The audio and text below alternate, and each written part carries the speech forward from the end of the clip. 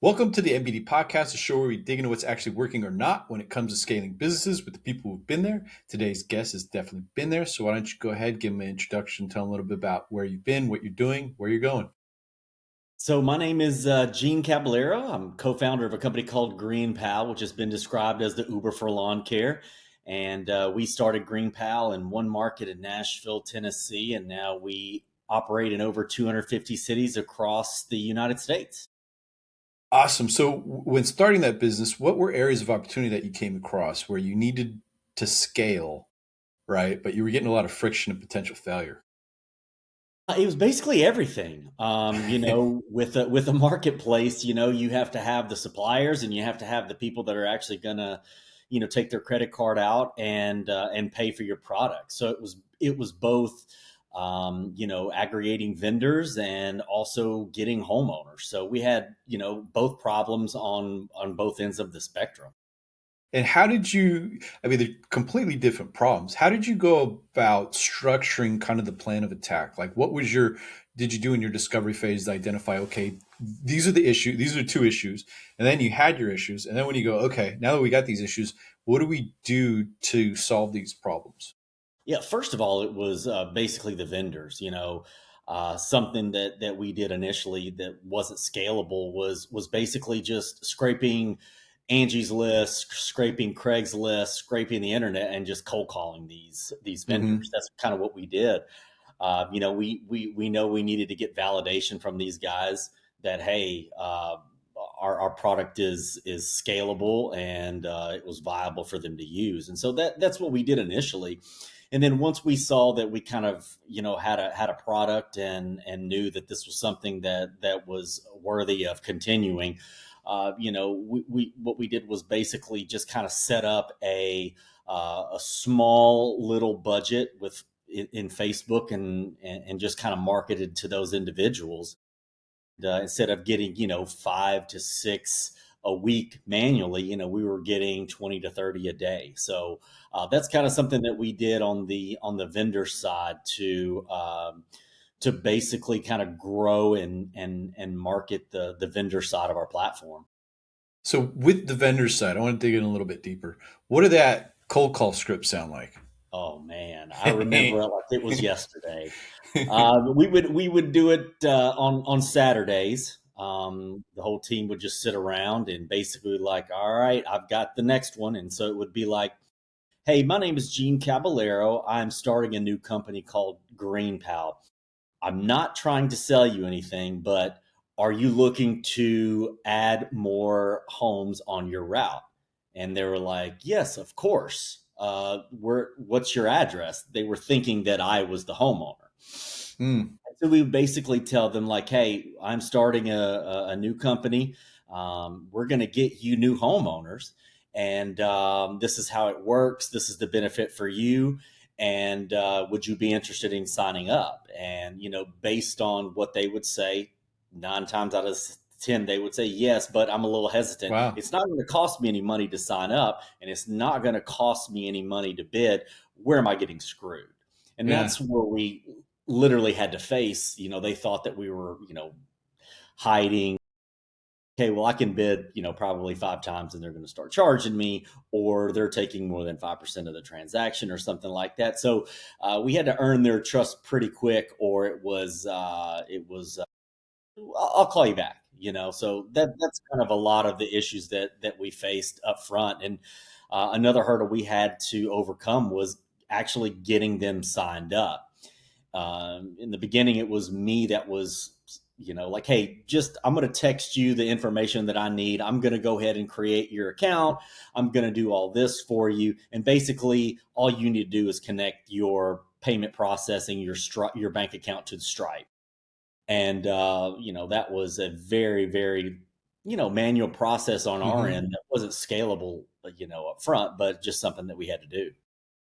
Yeah, I can see that. Maybe they might not be as tech savvy either. So like the idea of like building out these profiles, it gives me an idea though. Now with AI, you could essentially have an AI agent call them, or no, you could record the call, upload that information into a workflow, and then it would just do it all for you. I'm just like, I've been so deep in these workflows lately, like that just pops in my head where, because I know the manual thing is just brutal. Yeah, it wasn't it wasn't ideal, but at least we had people that were willing to sign up, Yeah.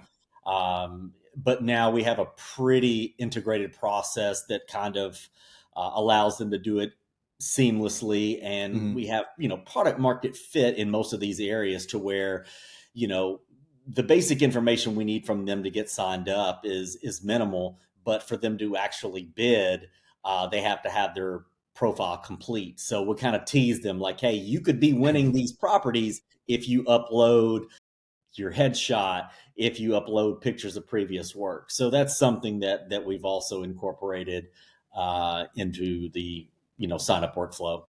Yeah, and then you had the big shift where you started running ads and you just exploded the growth, it sounds like. And how did you structure that? Like, what did you do to make that have success? Because, I mean, it sounds easy. Yeah, we just did Facebook ads, but I mean, there's a lot more to it. Like, you had a budget, you had the ad creative, you had the copy, you had your funnels, the landing page that went on. Like, how did you get that to get such good success with signing up these vendors? I think it was we were very targeted in the markets that we were launching in. So we knew that we couldn't waste this money. So we had to actually advertise in markets that we needed vendors, that we had homeowners signing up in. We knew that, hey, if we get a vendor 10 new properties, that vendor is going to be with us for a very, very long time. And so we knew that, hey, uh, at the beginning it was like Texas markets and Florida markets. We knew that, hey, Orlando is going to be a huge market for us. We need to get vendors as soon as possible. So as soon as these vendors are signing up, their text messages are filling up with new homeowners properties to bid on. And so that was very targeted in areas that we knew we needed the vendor side on, and that just kind of organically grew to other markets as well. And were the ads to target new vendors or target homeowners for the vendors of service? It was all vendors. Wow. Our marketing for homeowners hasn't really quite worked out, just because you know we make 5% of the transaction, and it's a dollar and a quarter, and we just can't pay $30 to acquire a homeowner. That's a year and a half of mowing, and that's not scalable. Mm. So, well, so with this, how are the vendors getting homeowners through you? Yeah, so um, we knew that it was going to be content and SEO that got the homeowner signing up. And we knew that very, very early. And so back in 2013, that's when we started our SEO strategy. We knew we couldn't pay for homeowners. Till this day, we don't pay for homeowners. And so we knew that, hey, we got to start early. We got to produce content. We got to pitch journalists. We got to pitch anybody that we can that Yeah. will write about us. And that's what we did. And that's what we continually do. Every year, my co-founder and I have a competition to see who can get more backlinks. And we've been doing that for 10 years now. And so our strategy has always been, content and get our name in the lights as much as possible. What techniques have you found that really kind of moved the needle? SEO's, being the long game. And I see this for a lot of clients. They got a new site, a new business, and they're like, well, it's not working. It's been 6 months. You've Right. got a lot of years. You got over 10 years of doing this behind you, probably doing the best practices to build the domain authority. Where did you find, what year did you find maybe? I mean, things changed a lot over that time, but like, was there a time where you like saw it kind of go, oh, all that work happened over the past year and now it's paying off? I Or, don't think there's been like one moment, yeah. but we're very fortunate to be able to launch in many markets, right? Hmm. Every city is a new possible uh, launch opportunity for us, and we've been very fortunate in being able to launch in over 200 markets and have 200 media outlets write about our launch. And so those in itself have been able to help grow in new markets and have continued to pay us back tenfold with Yeah. the SEO from those local earned media spots. How are you earning those media spots, the local ones? Yeah, so if we're launching, right now we're in snow removal, and we just launched in Steamboat Springs, Colorado, for snow removal, and so we'll get an early uptick in in the signups in that area because of the local steamboat pilot wrote about us, and that SEO juice is invaluable for us, Yeah. and that will carry its weight for years to come. And so we've just been fortunate to be able to do that in 200 other markets. And then sometimes those journals will come back and say, "Hey, we want to update this article, and we want to write a little bit more about what other services that you offer in our area." And so we've been able to do that as well. So the PR has kind of been something that, along with all the other content stuff, that has really helped move the needle when it comes to growth, and also with recurring signups. Yeah, it's interesting because not always do local markets go after service providers, but because I think you're directly tied to the homeowner, and that's where I'm like trying to see, like, so did you reach out? Do you find the main media source for the town, reach out to them, be like, hey, we're starting to help people in your area, or is it how exactly is that getting brought to you? Yeah. Well, I have a Google sheet that has every state and every city in that state that has Mhm. over 10,000, a population of over 10,000 people, that has like some sort of media outlet in it.